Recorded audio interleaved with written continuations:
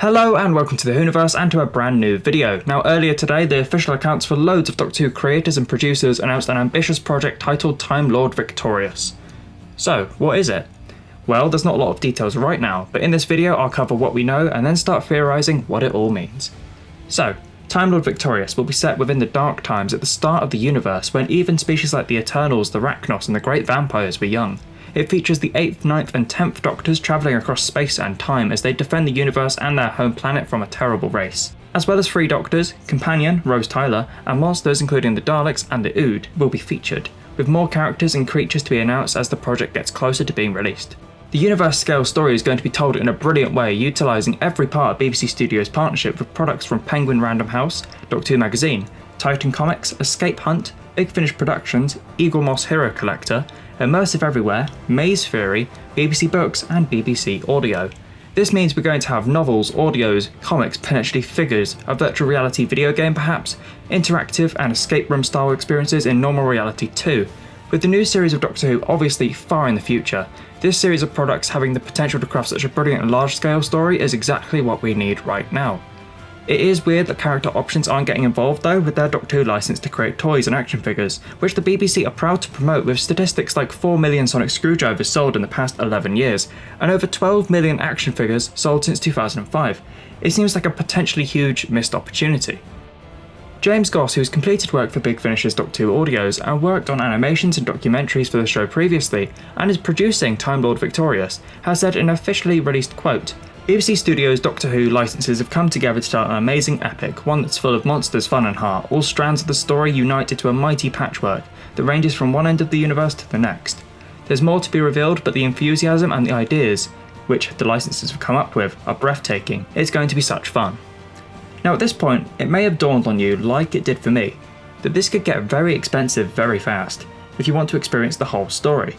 Fortunately, thanks to a Twitter conversation with 2 people you should definitely follow, Billy Garrett John from the Review of Death and Doctor Who on Twitch, who asked Scott Hancock, who's directing Big Finish's contributions, about this issue. We now have slightly more information with Scott replying, "You'll definitely be able to enjoy individual strands, you're not obliged to obtain it all, but the more you're able to enjoy, the more connections you'll see made. It's ridiculously intricate whilst remaining completely accessible. So if you can't make it to an escape room or you're not a fan of VR, you should still be able to grasp onto the stellar story." But what is the story? Well, this is where we enter the territory of speculation and theories, which is one of the best bits.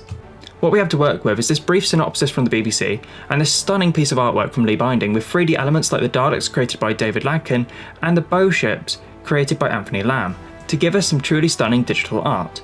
So let's delve into discussion. Firstly, the title, Time Lord Victorious, is a name the Doctor gave to himself in the blockbuster adventure The Waters of Mars, where the Doctor defied the rules of time, became power-crazed, sick of loss and bending the rules as he saw fit, with one of humanity's pioneers of universal space exploration giving her life to set time straight, with David Tennant's version of the Doctor realising he went too far. Now we've had a comic titled 4 Doctors which explores the possibilities if the Doctor didn't stop himself, with the alternate 10th Doctor having fully succumbed to his darker impulses and becoming the Time Lord Victorious, a tyrant who rules over the universe. Now on the pages of this comic, the 11th Doctor tries to reassure his former self that there are only few timelines in which he could turn out like this, but it has no effect as the 10th Doctor states that very few is too many. They watch as Araxacorrico Phalapatorian pulls out a gun and shoots the Time Lord Victorious dead, stating that the gun prevents regeneration. Could this huge-scale adventure be about to explore alternate timelines like Series 4's episode Turn Left but on a far grander and greater scale? Now moving away from the title and looking at the artwork itself, we have the 10th Doctor front and centre, sonic screwdriver in hand, while dressed in worn, weathered, you could even say corrupted, Time Lord gowns. The presidential clothing once worn by Rassilon in The End of Time, adapted perhaps, hinting at the possibility of the Doctor exploring his darker side. The character still of Tennant, taken from filming for The End of Time, which had his Doctor cut, scarred and wounded from his final battle. The poster also features the 9th Doctor after the Time War, and the 8th Doctor who's in the midst of the enormous conflict. Now having these 2 versions of the Time Lord who are often skipped or underrated featuring as huge parts of this is fantastic to see. Having these 2 faces on a brand new project in 2020 is incredible, and I can't wait to see what happens. I'm seriously hoping that Christopher Eccleston reprises his role as the Doctor for this. It's not impossible, just extremely unlikely. With the right creative team and consideration, I'm sure the TARDIS door would be well and truly open for his return. Now the Daleks that I briefly mentioned earlier that are surrounding Paul McGann's incarnation of the Time Lord look stunning, and a brand new twist on classic design. Thanks to @KevLBeetle on Twitter for mocking up some clean 3D models so we can have a closer look at Scaro's finest. These Daleks are a cool combination of colours layered onto the golden Time War variants we're used to in the 21st century, but also spicing up a classic Dalek too. In the Dalek hierarchy, different colours often relate to different ranks or roles in the army of Squidman tanks. Take the Dalek paradigm as an example. What roles these ones could have is a mystery at the moment, but one I'd love to solve. Now next in the upper right of the art we have bow ships. Now these are brilliant bits of engineering from the Time Lords used to fight the great vampires because of the vampires' ability to absorb attacks from directed energy weapons like lasers, and their ability to rapidly regenerate from minor projectiles. These ships would fire mighty bolts of steel, capable of killing a great vampire if it pierced it through the heart. These ships would have only appeared in comics or been mentioned briefly in the classic era of the show. But this project has the ability to go beyond the TV series capabilities and show us ships and planets, creatures and scenarios greater and grander than a TV budget, with the use of creative sound design, great use of language, and potentially virtual reality and our imagination. The art piece also features elements you'd expect, like the TARDIS exterior and plenty of Dalek ships. But then we get an Ood in a tuxedo. Yep, one of New Who's most memorable creations looking dapper, probably an Ood butler, but can you imagine if the alien was actually working for the British government and had its own pair of laser shoes like Graham? Watch out villains, spyful with Ood companions. Probably a pitch for another time.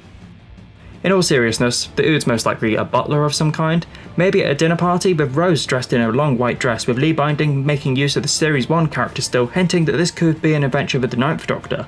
Finally, the poster itself has a classy looking spacey nebula backdrop, showcasing once more Doctor Who as a standout piece of sci-fi still smashing it nearly 60 years on from its first broadcast.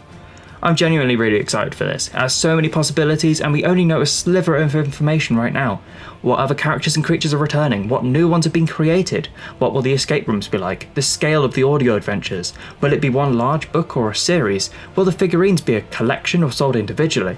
Will the virtual reality game, if it is a game, be available on next generation consoles? And what is the price of all this going to come to? So many questions and plenty to get excited about, with the Doctor fighting a whole new Time War soon, launching in September 2020 with a series of releases over 12 weeks until January. It sounds impressive, ambitious and ultimately incredible. Will it be as breathtaking as it sounds? We'll soon find out.